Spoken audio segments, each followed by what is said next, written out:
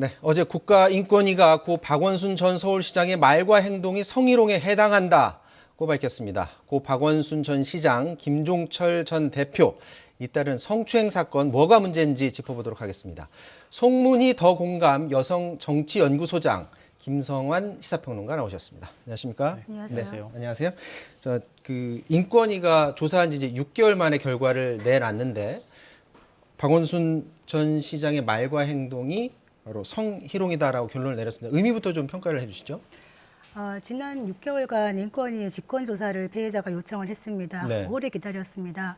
그 전에 경찰에서 수사했을 때는 박원순 전 시장의 당사자 사망으로 공소권 없음 이런 식으로, 그리고 서울시 관계자들의 성추행 의혹 방조에 대해서는 증거가 부족하기 때문에 무혐의다 이렇게 했는데, 그렇다면 그 이후에 그 피해자에 대해서 2차 가해가 계속적으로 지속되었기 때문에 인권위에다가 이 행위에 대해서 정확하게 얘기해달라고 했는데 인권위가 결과를 냈습니다. 그 현장 조사라든가 참고인 조사라든가 휴대전화 등을 엄격하게 조사를 해봤지만 네. 결국 박원순 전 시장의 이런 언행들은 성적 굴욕감이나 수치심을 일으키는 성희롱에 해당된다. 특히나 노동 현장, 공적인 어떤 노동 현장에서 성적 운동은 노동 환경을 침해하는 성희롱에 해당된다는 결론을 냈습니다. 그리고 그 관계자들의 어떤 방조 혐의에 대해서는 결론이 무혐의라고 결론을 냈습니다. 그러니까 이게 보면 뭐 압수물품 같은 것 없이도 어떤 이런 결정을 내는 근거가 좀 있었나 보죠. 그러니까 지금 늦은 밤 피해자에게 부적절한 메시지를 보냈다. 그리고 사진, 이모티콘을 보냈다. 이렇게 판단을 했고요. 네. 그다음에 집무실에서 손톱과 손을 만졌다. 사실 피해자의 입장에서 휴대폰에 남아있는 기록이나 이런 것들을 국가인권위원회에 제출을 했거든요. 네. 그걸 이제 기초로 해서 국가인권위원회에서 최종적인 판단을 한 겁니다. 아마 서로 간에 주고받는 메시지가 있었을 것으로 추정이 되고요. 그 메시지 내용으로 볼 때 이건 부적절하다 이렇게 볼 수밖에 없었다는 것인데요.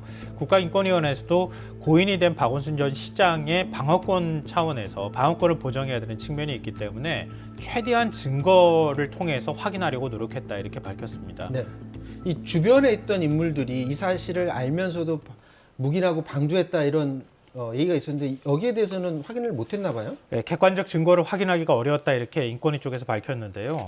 피해자가 전보 요청을 했는데 네. 비서실 관계자들이 그 내용을 묵살했다는 거잖아요. 핵심은. 근데 그 묵살하는 과정에서 성희롱이 있었다는 사실을 인지했는지 여부가 확인이 안 된다는 겁니다. 그러니까 비서실 관계자가 성희롱이 있었다는 사실을 인지한 상황에서 다른 곳으로 전보 요청을 했는데 전보 요청하지 마라, 가지 마라 이렇게 얘기했다고 하면은 그 성추행이나 이런 것들을 묵인 방조했다고 하는 혐의가 인정이 될 텐데 사실이 확인이 될 수 있을 텐데 그 부분에 대해서 사실 확인을 하기가 어려웠다 이게 국가인권위원회 설명입니다. 자, 그건 그렇고 또 2차 가해 부분에 대해서는 국가인권위가 인정을 해줬죠. 그 부분에 대해서는 지금 4월 사건이라고 합니다. 박원순 시장 사건 이후에 같은 서울시 관계자인 비서실에 있던 또 직원에게 2차 피해를 받은 사건이죠. 네. 거기에 대해서 2차 피해라고 인권위가 인정을 한 거는 그 부분에 대해서 처음 인지를 한 부서장이 오히려 해당 부서에다가 그걸 통보했다. 그리고 사건을 맡았던 경찰이 오히려 피해자와 피고소인 간의 어떤 중재를 합의를 요청했다. 이런 부분에서 또 다른 2차 가해가 있었다. 그래서 이런 2차 가해를 막기 위해서는 이 피해자에 대한 적극적인 보호 방안을 마련해라. 이렇게 권고를 했고요. 네. 또 성희롱이나 성폭력 예방 교육을 받더니 당시에 비서실 직원들이 30% 정도밖에 이 교육을 받지 않았더라. 그래서 이런 부분에 대한 권고를 냈습니다. 그런데 지금 인권위 같은 경우에는 사실 실체적인 그 진실을 규명하기가 매우 어려웠던 것이 강제 수사권이었거든요. 네, 그렇죠. 그렇지만 매우 엄격한 조건에서도 이런 조사를 해서 일단 이런 행위들이 성희롱에 해당되었다는 결론을 냈다는 것은 국가의 공식적인 발표로서는 매우 의미가 있다 이렇게 보여집니다. 방금 말씀하신 것처럼 이 수사권이 없기 때문에 인권위에서 조사 결과가 뭐 제대로 나오겠으면 사실 이런 반응들도 있었는데 어쨌거나 인권위는 그런 결론을 냈습니다. 자, 피해자 측은 인권위 조사 결과에 대해서 어떤 입장을 가지고 있을까요? 잠깐 들어보도록 하겠습니다. 일단은 그 피해자가 입은 피해 사실에 대해서 그 사실관계 인정을 해준 부분은 다행이라고 생각하고요. 또 피해자에게 가해지는 이런 2차 가해에 대해서도 명시적으로 언급을 해줘서 2차 피해 방지를 위해서 좀 시민들이 동참할 수 있도록 그렇게 해준 부분은 의미 있다 생각합니다. 묵인 방조 부분과 관련해서는 제대로 판단되지 못한 부분은 좀 아쉬운 부분인데요. 직장 내에서 발생하는 2차 가해가 멈출 수 있도록 실효적인 조치를 취하는 것, 여성폭력 방지 기본법에서 2차 피해 방지를 위해서 국가 지자체가 조치를 취해야 한다는 의무 조항을 두고 있는데 구체적으로 그 조항이 어떻게 현실에 작동할 수 있을지 이 부분에 대해서 보완하고 매뉴얼을 만들고 하는 것들이 가장 필요한 부분이 아닐까 생각합니다. 자, 2차 피해 없도록 그 실효적 조치가 필요하다는 얘기인데 그때 당시에도 그걸 막을 수 있는 조치가 없었고 실제로 이제 공무원이 아니고 그만둔 전직 공무원이 만약에 2차 가해를 가할 경우에 현행법상으로는 어떻게 막을 수 있는 방법은 없는 상황인가요? 앞으로도 마찬가지인가요? 네, 피해자 측에서 2차 가해라고 주장하는 사람들을 보면은 당시 서울시 이제 비서실에 같이 있던 관계자분들인데 그분들이 별정직 공무원이에요. 네. 이분들은 그 기관장이 사망과 함께 당연퇴직이 되기 때문에 더 이상 공무원 신분이 아닙니다.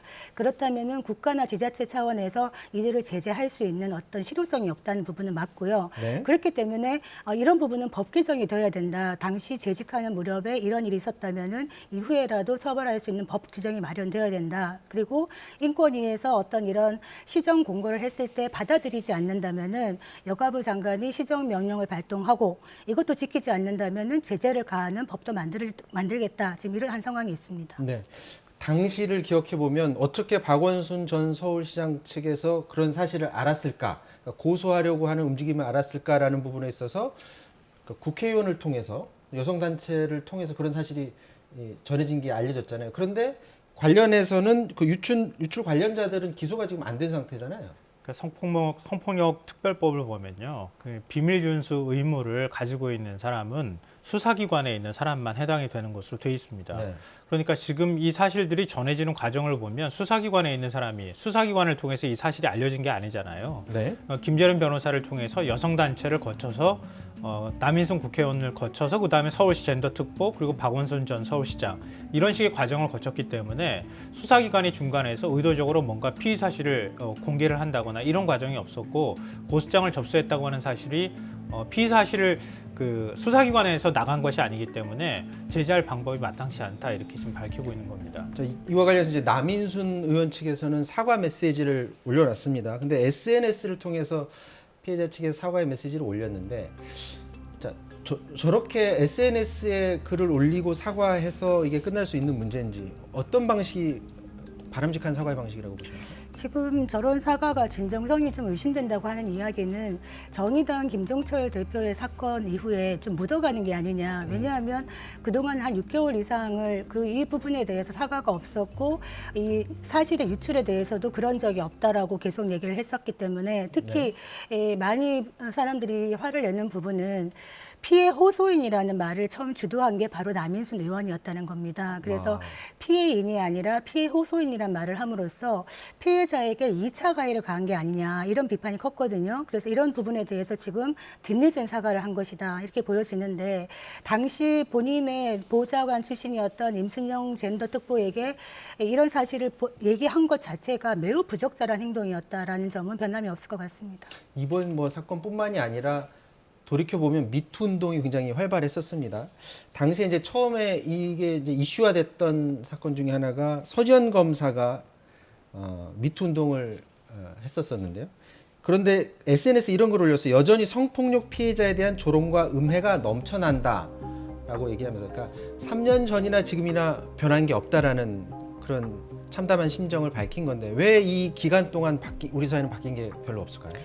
사실 2018년에 서지현 검사가 미투를 촉발을 했는데요. 그때 많은 분들이 충격을 받았죠. 사회적으로 검사라고 하면은 굉장한 어떤 신분적인 위치에 있는데 여성 검사도 성추행의 대상이 될 수 있구나라는 부분에 대해서 충격을 받았는데 이후에 이 폭로 이후에 이 서지현 검사에 대한 2차 가해가 계속되고 있다. 그리고 어떤 정치적인 음모론 내지는 본인에 대한 어떤 여러 가지 이런 가해가 가해지다 보니까 이 부분에 대한 이야기를 하고 있는 것이고요. 지금 정의당 장혜영 의원 같은 경우에도 국회의원 신분이지만 여성이기 때문에 성추행의 대상자가 될 수 있다. 즉 여성이 안전한 지대가 없다라는 부분에서 많은 경각심을 보이고 있다. 그런데 이런 부분의 핵심은 뭐냐? 제가 볼 때는 권력 관계입니다.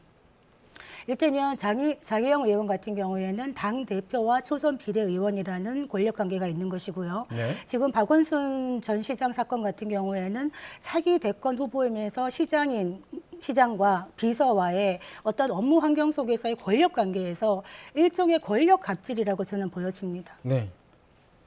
이게 방금 이제 언급하셨는데 말 나온 김에 그 김종철 전 정의당 대표의 성추행 사건 관련해서 이제 어제 이 뉴스 나오고 굉장히 우리 사회가 충격을 받았습니다. 그 사건 자체는 어떻게 평가하시는지, 그리고 이제 정의당 같은 경우에는 민주당과 좀 다른 모습으로 이 건에 지금 대응하고 있는데 그거에 대해서는 좀 어떻게 평가하십니까? 그러니까 정의당이 박원순 전 서울시장 문제에 있어서도 가장 비판적인 목소리를 내왔고요. 젠더 폭력에 대해서도 그 어느 당보다도 감수성이 높은 그런 정당이라고 생각을 해왔는데 그 정당의 당대표가 이런 불미스러운 일로 당대표직에서 내려온다고 하는 건 좀 납득하기가 어렵죠. 그러니까 이건 정의당뿐만 아니라 정의당을 지지하는 많은 분들이 아마 큰 실망감을 가질 수 있는 사안이라고 보고요. 그러니까 정의당의 문제는 그 단순히 이번 사건 하나뿐만 아니라 정의당이 최근에 정당으로서 굉장히 그 사회가 많이 위축이 돼 있는 상황이기도 하고요. 정의당의 앞날 미래에 대해서도 여러 가지 어떤 토론이나 이런 부분들이 제기가 됐던 상황이었기 때문에 이 문제를 어떻게 극복하느냐, 이게 정의당이 앞으로 걸어가야 될 길, 또 국민에 대한 평가도 가를 수 있는 사안이라서 굉장히 위중한 상황이다. 정의당 입장에서 뭔가 뼈를 깎는 그런 노력을 하지 않으면 상당히 국민들한테 많은 실망감을 줄 만한 사건이라고 생각합니다. 자, 그러니까 피해 당사자인 장혜영 의원이 입장을 밝혔는데 본인 스스로 우리한테 어떤 질문을 던졌습니다. 뭐냐면 왜 그럴듯한 삶을 살아가는 남성들조차도 여성 존중에 실패하나?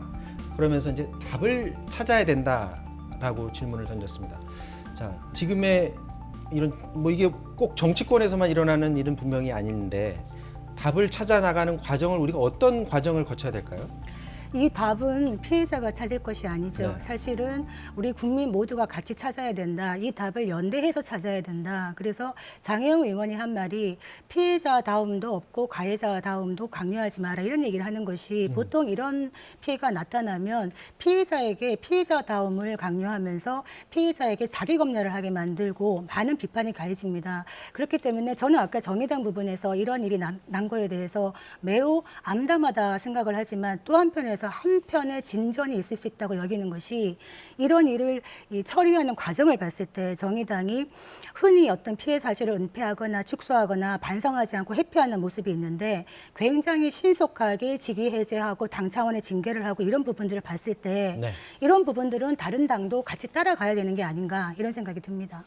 네, 지금까지 잇단 정치인 성추행 사건 문제점 그리고 해결 방안에 대해서 짚어봤습니다. 송문희 소장은 여기서 인사드려야 되겠습니다. 말씀 고맙습니다. 감사합니다.